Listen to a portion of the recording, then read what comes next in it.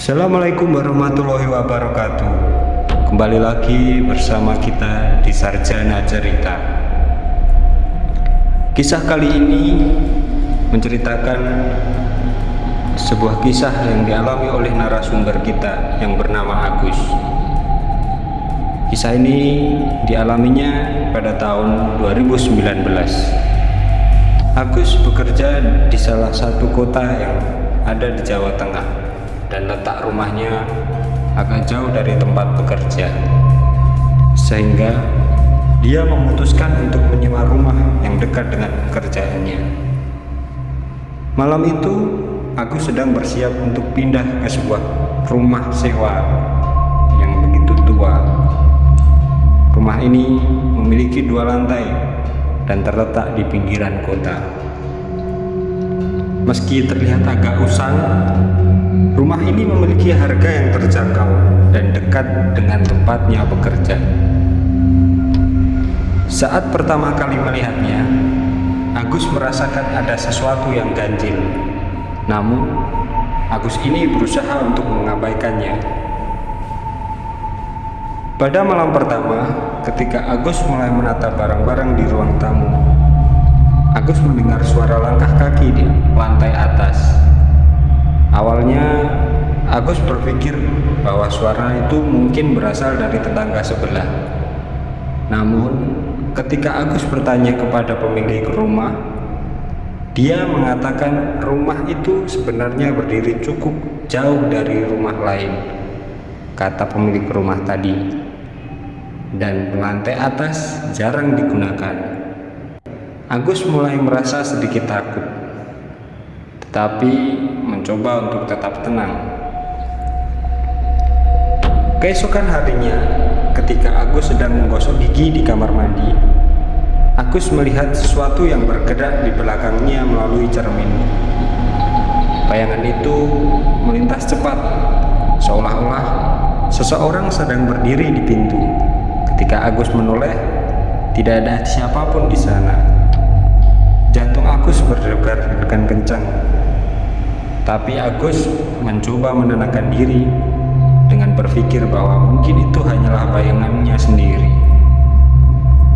Agus berusaha membuang pikiran jelek setelah kejadian yang dialaminya dan melakukan aktivitasnya pada hari itu. Pada malam yang ketiga, Agus terbangun karena ponselnya berdering sekitar pukul 3 dini hari. Ketika melihat layar ponsel, ada panggilan dari nomor yang tidak dikenal. Agus memutuskan untuk tidak mengangkatnya, tetapi panggilan itu terus berulang hingga 3 kali berturut-turut. Pada panggilan yang ketiga, Agus mengangkatnya, namun hanya terdengar suara napas berat dan bisikan lirih. Kenapa kamu ada di sini? Agus panik dan segera mematikan panggilan.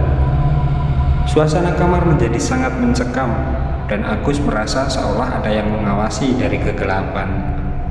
Sepanjang malam itu, Agus tidak bisa tidur hingga pagi tiba dan dia bekerja dengan rasa ngantuk dan lelah karena tidak tidur malam itu. Ketika Agus pulang larut malam setelah lembur, lorong menuju kamarnya tampak lebih gelap dari biasanya. Ketika Agus mendekati pintu kamar, Agus mulai melihat sosok samar di ujung lorong. Sosok itu berdiri diam, tampak seperti seorang wanita dengan rambut panjang menutupi wajahnya. Agus tidak bisa melihat wajahnya dengan jelas, tetapi rasanya sosok itu menatap lurus ke arahnya. Agus melangkah mundur, jantung berdegup kencang. Namun dalam hitungan detik, sosok itu menghilang. Bergegas dia masuk ke kamarnya dan berusaha tidur walaupun rasa takut yang dialaminya tidak bisa membuatnya tidur. Dan sama seperti malam sebelumnya, dia tidak bisa tidur karena terbayang sosok yang dia lihat. Keesokan harinya, Agus memutuskan untuk menginap di rumah temannya. Namun sebelum pergi, Agus harus mengambil beberapa barang di kamarnya. Ketika Agus hendak keluar, pintu tiba-tiba terkunci dengan sendirinya.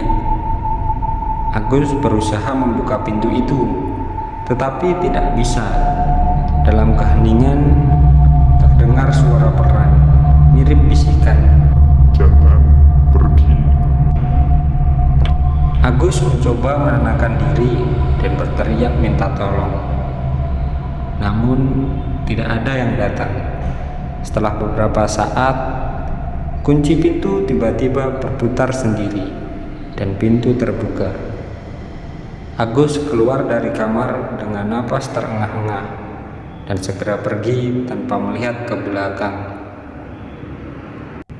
Agus tidak kuat lagi dan berencana untuk pindah dan pergi dari rumah tersebut.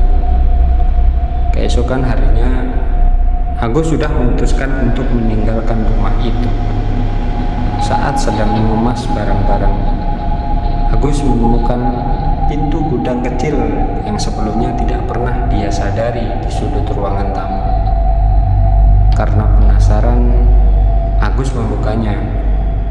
Di dalam gudang yang gelap dan berdebu, ada sebuah kursi kayu tua, dan di atasnya tergantung foto-foto lama seseorang wanita dengan tatapan yang kosong. Wajah wanita itu mirip dengan sosok yang dia lihat di lorong pada malam waktu itu. Rasa takutnya memuncak dan Agus segera meninggalkan rumah itu tanpa menoleh ke belakang. Keesokan harinya, Agus menghubungi pemilik rumah dan memberitahunya bahwa dia tidak akan kembali. Meski Agus sudah pindah, suara-suara, bayangan, dan sosok wanita itu masih sering muncul di dalam mimpi. Kadang-kadang dia mendengar suara langkah di malam hari dan terbangun dengan perasaan bahwa dia masih mengawasi setiap gerak-geriknya. Begitu tadi kisah dari narasumber kita yang bernama Agus. Kisah ini tidak untuk menakuti kalian, tetapi kisah ini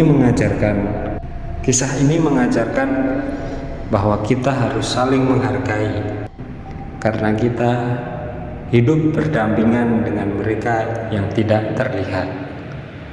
Sekian cerita dari kita. Jangan lupa like, komen, dan subscribe. Buat kalian yang punya cerita horor, silahkan langsung DM ke Instagram kita yang sudah kita cantumkan di deskripsi kita. Sarjana cerita pamit. Assalamualaikum warahmatullahi wabarakatuh.